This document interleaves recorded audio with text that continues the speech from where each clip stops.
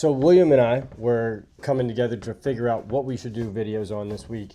And this topic came up. If I could sit across from myself back when I was 21, what would I tell myself? What would I say to myself? And it was crazy that this was one of the topics that we kind of were playing around with, because I did have an agent ask me this a few years ago. And I made a whole note checklist on my phone. And I wanted to really deep dive on this because I think there's some things that I would probably change. However, a majority of it is super applicable to a lot of people, especially anyone who is, 18 to 24 right now, that would be looking to get into a career, or they're having a hard time in life, or they're not really sure where to navigate that. I think this is going to be helpful for that. And so I figured we'd make a video on it, and it may not be the best video that we do, but I do think that this is applicable to a lot of people, and I want to kind of just share my thoughts on it. And if it helps anybody, great. If it doesn't, no harm, no foul. I was able to boil these topics into 9 different things. And for me, I worked a lot of my 20s, and I'm very happy that I did, because it did set a trajectory of where I'm at today. And I am happy about that. But there are also some things that I would change along the way, not necessarily in that fact, but I think that starting with number 1 would be willing to listen and put in action. And I've talked about this in other videos, but when I say this, at 21, I did feel that I knew more than most people. And that was ignorant of me. Started to meet with people that were doing better than me. That's what kind of was able to humble my ego a little bit. But it was one of those moments where I wish I would have started that sooner. I think I started that at probably 23. And I do think that by me doing that sooner, I would have caught a bell curve a lot faster. I would have started doing things a little bit differently. And that number 1 is be willing to listen to people, be willing to gain knowledge, and don't do that without having action behind it. So when you learn something, when you take in information, whether that be from a person or whatever it may be, and it can be in any aspect in life, take that knowledge, learn, figure out how you can apply it to your life, and then apply action to that moment. Because without applying the action, it means nothing. Right? You can read every book in the world, but if you don't learn anything, or if you don't apply anything, there's no point in that. And so that would be my number 1, is stop, listen, and look for people who are doing things that you want to do. And it can be anything. It doesn't have to be in business. It can be in personal. If you notice that someone is doing better than you, be willing to buy them coffee. Be willing to sit down with them and have a conversation. And maybe you learn something that you can apply in your life. Number 2 is consistency. That's the number 1 driver in my life that I can say is in business has created a foundation that has allowed me to propel myself forward. And then also applying that to my life, as I've gotten a little bit older, it has become a little bit harder to be consistent because there are other responsibilities that I have now. However, when I was 20, 21, 22, 23, the responsibility level was low. Allowed me to learn how important discipline and consistency is in life. Because when I was being disciplined and consistent, I was able to control my life a lot better. I was able to understand that A equals B, and I was able to get down the road by hammering more things out, because I was able to understand that consistency is the one driver that sets so many different people apart. There can be people smarter than you. There can be people better at something than you. But if you are consistently showing up every single day, no matter what, you are going to outwork them. You are going to outdo them. You are going to have more reps in at the end of the day. The person who shows up at 6 a.m. and stays until 10 p.m. every single day is going to be so much further than the person that shows up at 9 a.m. and is off at 5. They don't have a consistent schedule, or they show up 2 days a week. That is such a driving factor in life, depending on what your priorities are. So if you can learn what your priorities are, be consistent in how you need to go about those things, you are going to start becoming a lot better and you're going to get a lot further by being consistent. Number 3 is going to be understanding what you want out of life. It can be hard and it will change, and your thought processes will change, but in your 20s, if you can just understand what you want out of life. And I don't mean just the idea of I want $100,000 in my bank account and I want a big house and a Lamborghini, and that's not necessarily what I'm talking about. I'm talking about the overall vision of your life. Those things are important to allow you to be able to work towards something, but I mean overall, what are your priorities, right? What are the things that you are willing to focus on and not give up? And for me in my 20s, that was building the company that I have now. And that was number 1. And number 2 was creating the life that I wanted to create as in my personal life. And I focused on those. And that was the only things that I focused on. It didn't matter if there was a birthday party coming up or a trip coming up. None of that mattered, because I knew that I was giving up certain things to achieve what I wanted. And at the end of the day, people are always going to give their opinions on what you should be doing, or on, all of these other factors. And you can't allow that to creep in, right? If you have people who are negative or maybe don't have the same vision that you have, they are going to try and deter you from that. You have got to be able to say, this is what I want, this is what I'm willing to give up, and that should be everything else, and working towards that factor, because that is the only thing that is going to work out, is what you put energy and time into. On the long run, none of this other stuff matters, because at the end of the day, the people that are judging you or going to have an opinion of you, they are going to die. You are going to die. And at the end of all of this, what do you want done? What do you want to complete? What do you want out of this life?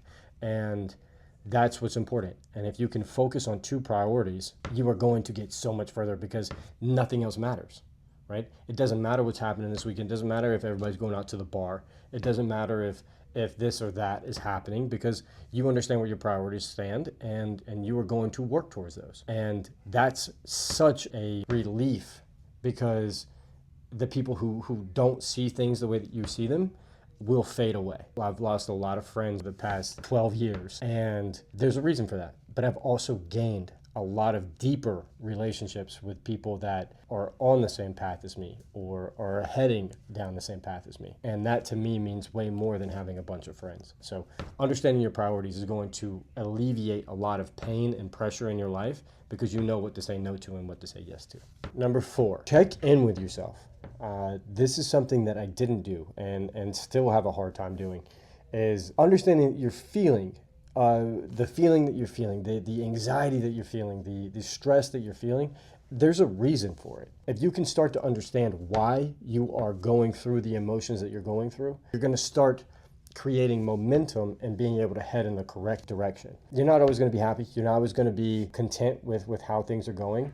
For me, I was always a very even-keeled person, and there was a period in my 20s where, probably around 26, 27, that my frontal lobe was developing or whatever, and I started feeling stuck. I didn't feel good about things. I woke up anxious. I woke up with my heart rate would be like 120, 130, and I would just be stressed. The moment I opened up my eyes, I would be stressed. Ultimately, because I was in a position that I didn't want to be in. I wasn't happy with how my life was going, even though everything else seemed great. And that to me was eye-opening, one, and I had never really checked in with myself before, but then I started going through this process of writing down what my thoughts were, writing down what are the things that I'm not happy with, just processing thoughts and emotions and things that I'm going through, to ultimately make decisions in my life that I needed to make, and brought me to where I'm at today. And that's one of those things where I would sit down and say, okay, process your emotions a little bit. And I'm not saying be emotionally tied to things,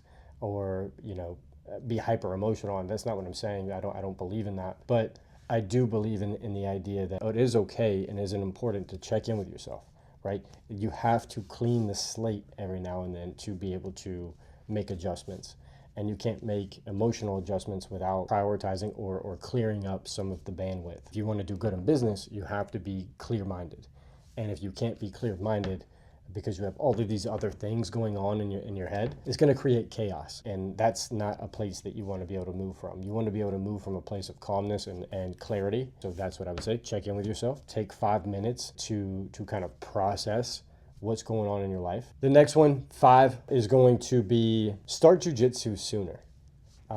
Jiu-jitsu has completely changed my life. It has allowed me to be able to operate under pressure.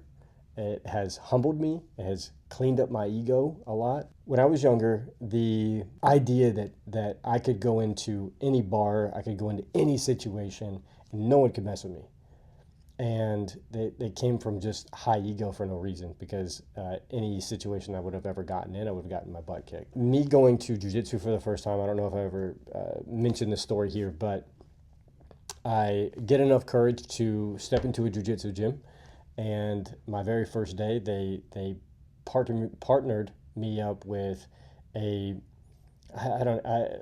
a 12-year-old girl, basically. And she absolutely kicked my butt. She choked me out. And that was one of the moments that changed everything in my jiu-jitsu career, was because I was like this little tiny female was able to absolutely, stop me from doing anything. And I'm over here thinking that I have enough confidence to beat up a man. So yeah, I would say start jiu-jitsu sooner. I've made a lot of great connections with people that I don't think that I would have been able to meet without jiu-jitsu. I've created friendships, I've created mentorships, I've created genuinely a brotherhood that I wouldn't have anywhere else. There is nothing that compares to the brotherhood that you create in a jiu-jitsu mat. Addition to that, it's allowed me to connect with probably one of two really great mentors in my life. It's irreplaceable, and that's very hard to find for a lot of people. And I would say jiu-jitsu does so many things. There's a saying from Jocko Willink that once you see the path in one way, you see the path in every way. And jiu-jitsu has helped me see that. The next one, 6, invest as much as you can in yourself and financially. I do wish that I would have started investing sooner. As hard as it would have been for me, I had enough wherewithal to actually, funny enough, I'm at the gym. This guy, D, came up to me one day and was like, hey man, I'm a financial advisor. And I was like, oh, that's awesome, dude. I don't know what that is. And long story short, we ended up having a meeting, got some coffee, and he helped me build up a Roth IRA. So I opened it up, started that process, and I didn't take it seriously. I didn't invest I got it started enough, but I did not invest on it on a regular basis. And I personally wish that I would have, starting then, because I would have had so much more situated. And that's not something that you think about when you're 20, 21, 18, or whatever. I didn't have that mentality. I wasn't raised necessarily with that mentality. Again, being in a position where I'm at the gym and I'm having communications with people and growing relationships, that's something that came along with that. And so I would say invest in yourself, right? So number one, if you don't know something, if you're learning something and have passion for something. You've got to have passion for something. And for some people that's a guitar. For some people that's knitting. Some people that's whatever it is. Have passion for something. Learn that topic. Learn something that is a deeper meaning to you. And whether it means something to somebody else is irrelevant. For me, it was sales. For me, it was my business. And that's what I cared about. And so that's what I pushed in my life is how much knowledge can I bring in and apply to my life by learning. And that was reading books. That was, if I didn't know how to do something, I looked up YouTube. There's so much knowledge out there. Audiobooks. Majority of my drives when I was 20 was not listening to music. It was audiobooks. And that was just because I just felt like this urge to consume knowledge. And you can get too far on one space where you don't prioritize the release of knowledge, where you're not applying things, you're just bringing things in just to bring them in. There's a certain level of B. You can't invest in yourself without applying that knowledge that you've built, and ultimately it starts to become this amazing thing where you have knowledge on things. And also, investing in a 401k or a Roth IRA or a Roth, like having something that you can put money to for the future is always going to be a better decision to start now than 20 years from now. Like an obvious thing to say.